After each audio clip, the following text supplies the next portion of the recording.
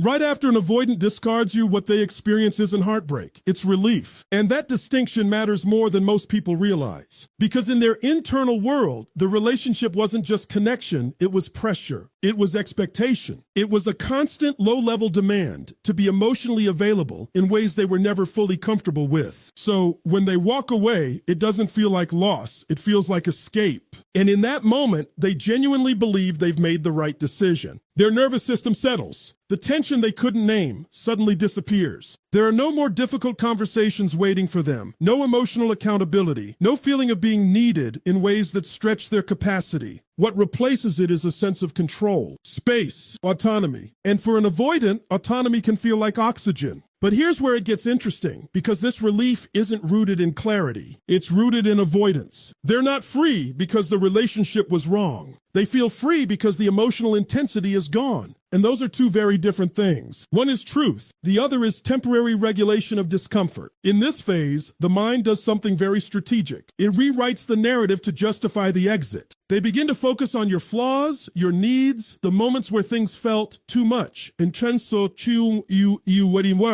Not because those things define you, but because emphasizing them protects their decision. It creates psychological distance. It allows them to maintain the belief that leaving was necessary. And so, in their mind, you slowly become the reason they felt overwhelmed, not the person who brought depth, connection, and meaning into their life. That's the illusion. Because what they're really doing is confusing emotional closeness with emotional threat. And when closeness feels like threat, distance feels like safety. But here's what most people miss. This sense of freedom is incredibly fragile. It only exists in the absence of emotional reality. As long as they're not confronted with your absence in a meaningful way, as long as there's distraction, novelty, or validation to fill the space, they can sustain this illusion. They can continue to believe they're better off, lighter, more at peace. But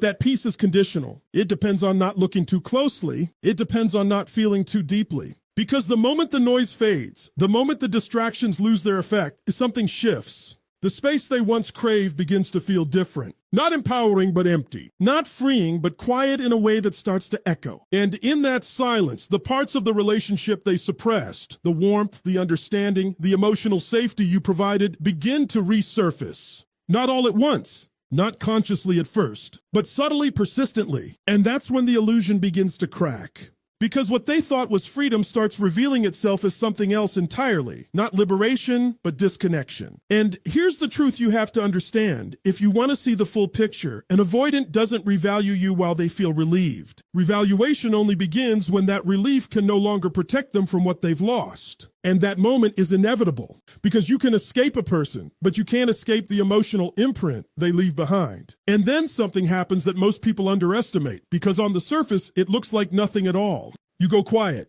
No chasing. No emotional messages. No attempts to explain, convince, or reopen the door they just closed. And to most people, silence feels passive. It feels like absence. But psychologically, silence is not empty, it's active. It changes the entire structure of the dynamic. Because up until this point, whether you realized it or not, you were part of their emotional regulation system. Even if they pulled away, even if they created distance, there was always an underlying certainty. You were there, available, predictable, a kind of emotional safety net they didn't have to acknowledge in order to rely on. And when you remove that completely cleanly without drama, you disrupt something fundamental. At first, they may not react outwardly. In fact, they might lean further into their independence. This is where people get confused. They interpret the lack of response as proof that the avoidant doesn't care. But internally, a different process has already begun. Because your silence does something their defenses are not designed to handle. It removes the familiar pattern. Avoidants are highly adapted to managing closeness by creating distance. That's their strategy. When things get too intense, they withdraw. When emotions rise, they deactivate. But your silence isn't something they can push against. It doesn't pursue them. It doesn't demand anything. It simply exists, and in that it becomes disorienting. There's no longer a dynamic to control. And without that dynamic, their mind begins searching for reference points. Subtle at first. A passing thought. Why haven't they reached out? Might consider then a second layer. Do they even care? And eventually, a deeper question they rarely confront. What if I've misjudged this? What you've done, without saying a word, is remove certainty. And uncertainty is where introspection begins. Because when you were present, they could define the relationship on their terms. They could step in and out knowing the connection remained intact. I mean, just seem...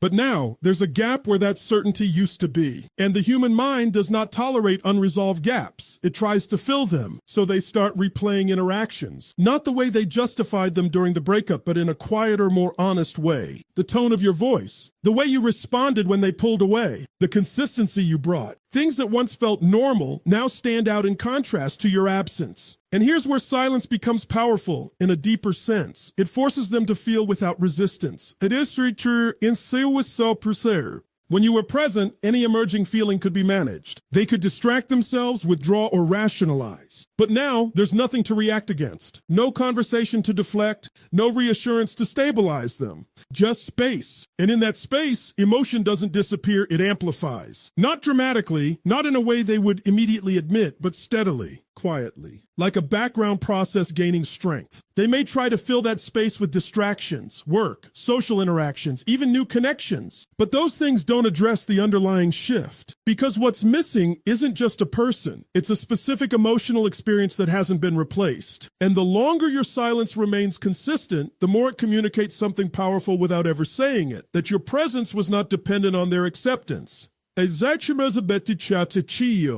That realization alone begins to reshape how they see you. Because now, instead of being the one who is available, you become the one who is absent by choice. And that changes the entire psychological frame. It introduces the possibility that they were not the one in control, that perhaps they were the one being held, understood, and grounded more than they realized. This is the beginning of cognitive dissonance. What they believed about you no longer fully aligns with your behavior. And when belief and reality conflict, the mind has to adjust. Not immediately, not comfortably, but inevitably. And all of it starts with something that looks simple on the outside, but is deeply complex underneath. Your decision to step back and say nothing. Because silence, when it's grounded in self-respect rather than strategy, doesn't just create distance, it creates awareness. And awareness is the first step toward revaluation. Because when your absence becomes undeniable, your importance becomes impossible to ignore. And as that silence stretches on, something else begins to unfold. Something far less visible, but far more revealing. The avoidant starts reaching outward. Not necessarily toward you, but toward anything that can recreate a sense of ease, control, and distraction. This is where the idea of replacement comes in.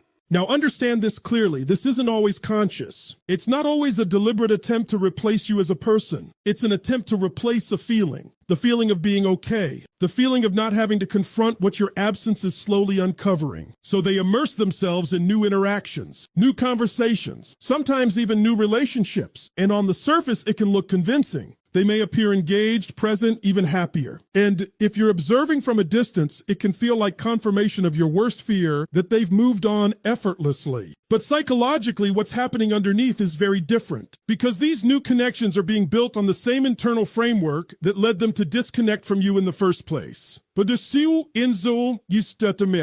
The same avoidance patterns, the same emotional limitations, the same discomfort with depth. And while novelty can temporarily mask those patterns, it cannot transform them. At first, everything feels lighter. There's less history, fewer expectations, no emotional weight attached. It's easy to stay on the surface, to keep things undefined and low pressure. And for an avoidant, that can feel ideal. But here's the problem. Surface level connection has a ceiling. It can stimulate, but it can't sustain. And over time, that ceiling becomes noticeable. Conversations start to feel repetitive. Interactions lack depth.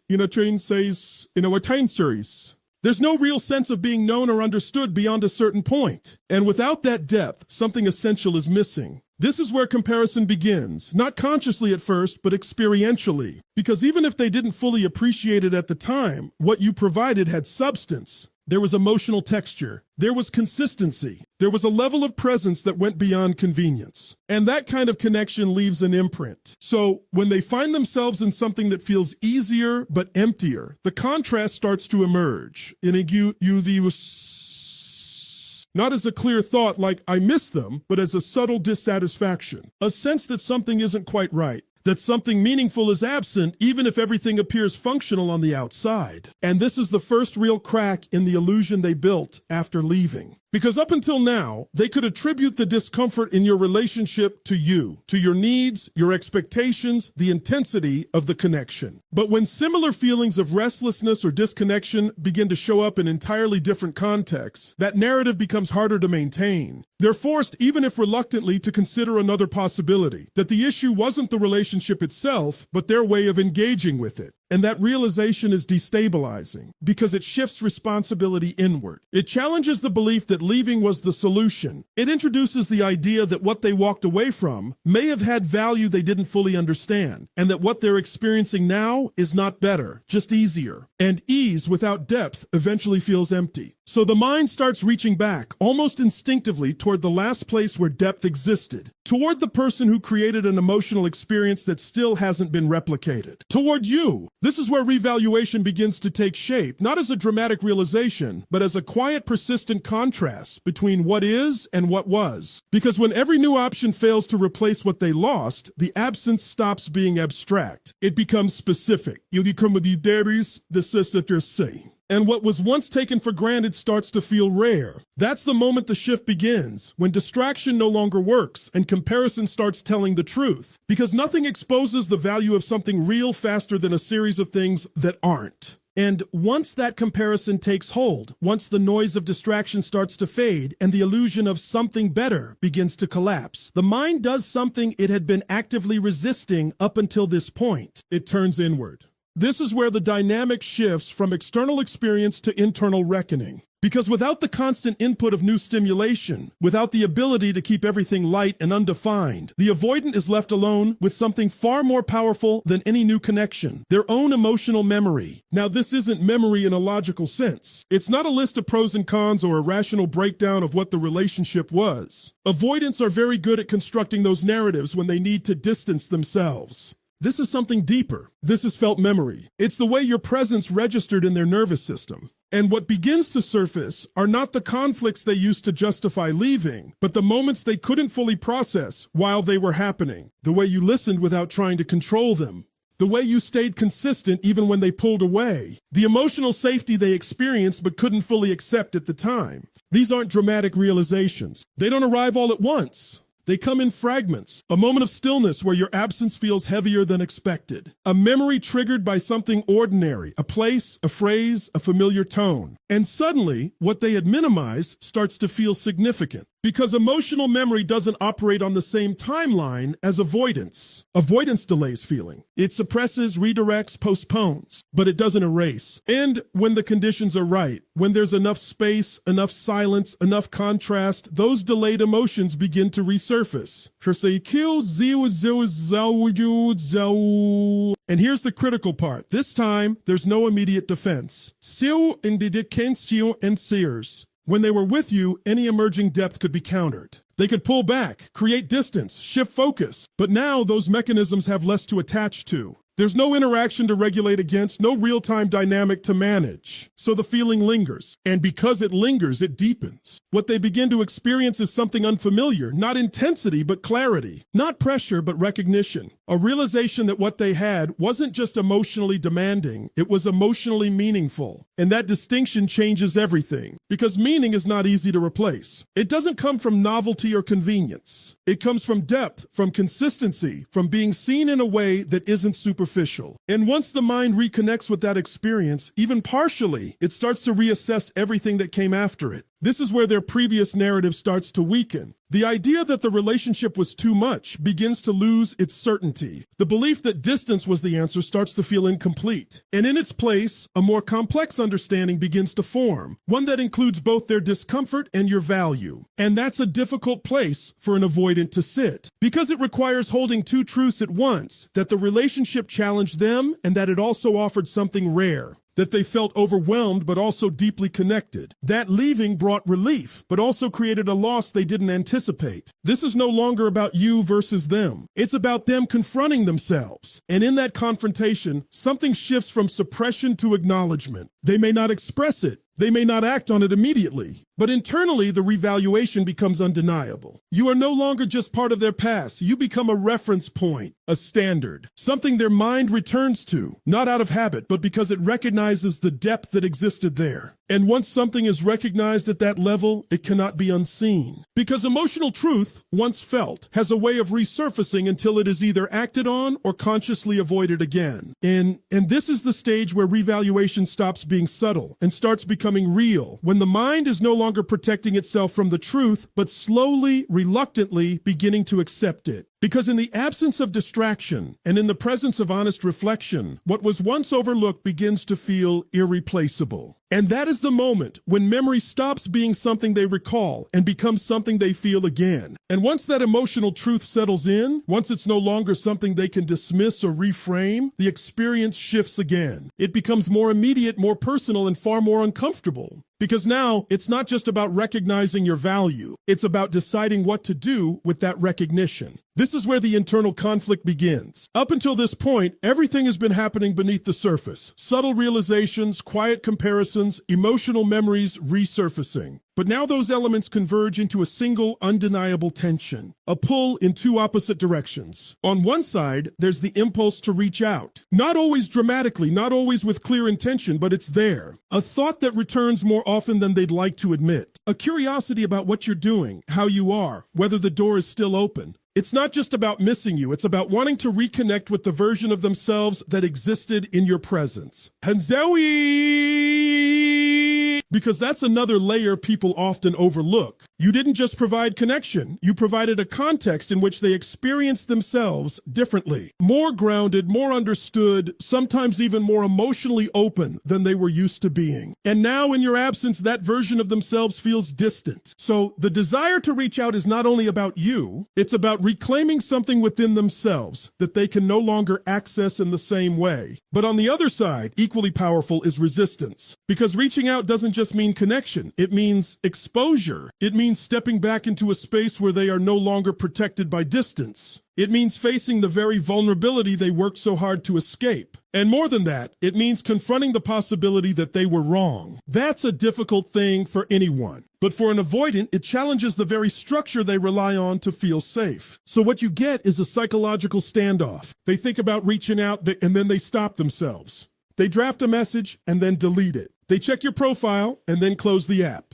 It's not indecision in the traditional sense. It's conflict between two internal systems that are equally invested in opposite outcomes. One system is driven by attachment, by emotional memory, by the growing awareness of what was lost. The other is driven by self-protection, by fear of engulfment, by the need to maintain control and avoid discomfort. And neither side fully wins. So they exist in this in-between state, aware of your value, but not fully willing to act on it. Feeling the pull toward you, but resisting the vulnerability it requires. It's a loop. And it can last longer than most people expect. This is the exact moment where many misinterpret what's happening. Because externally, it can still look like nothing. No message, no clear signal, no direct movement. And from the outside, that silence can feel like indifference. But internally, it's anything but. It's tension. It's hesitation. It's a continuous negotiation between what they feel and what they fear. And here's the deeper truth. This conflict is not a sign of weakness. It's a sign that your value has fully registered. Because if you didn't matter, there would be no conflict. There would be no hesitation, no second guessing, no internal debate.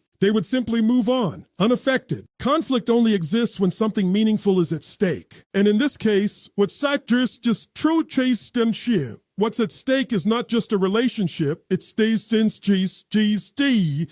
It's their willingness to evolve beyond the patterns that led them to leave in the first place. That's why this moment is so critical, because it's not about whether they miss you. That's already established. It's about whether they are capable of moving through the discomfort required to act on that feeling. And that's a much higher threshold. Some will rise to it.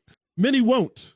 But regardless of the outcome, this is the point where the dynamic has completely reversed. You are no longer the one seeking clarity or connection. They are, and yet they are the ones unsure if they can handle it. Because in the end, recognizing someone's value is one thing, but choosing vulnerability over fear is an entirely different decision. And that decision is where everything either changes or stays exactly the same. And this is where everything comes into focus, because by now, the revaluation has already happened. Not hypothetically, not partially, but internally, in a very real way. They see you differently. They feel your absence differently. They understand, at least on some level, what you actually represented in their life. But here's the part that most people get wrong, and it's the part that determines whether this story becomes one of reconnection or simply one of realization. Recognition does not guarantee action. Just because they now understand your value doesn't mean they will move toward you. Just because they feel the loss doesn't mean they will take the risk to repair it. And that gap between awareness and behavior is where the truth of their emotional capacity is revealed. Because up until now, everything we've talked about has been largely internal. It's been about what they feel, what they realize, what they struggle with inside themselves. But relationships are not built on internal experiences alone. They're built on choices, on actions, on the willingness to step into discomfort and do something different. And that's where many avoidants stop. Not because they don't care,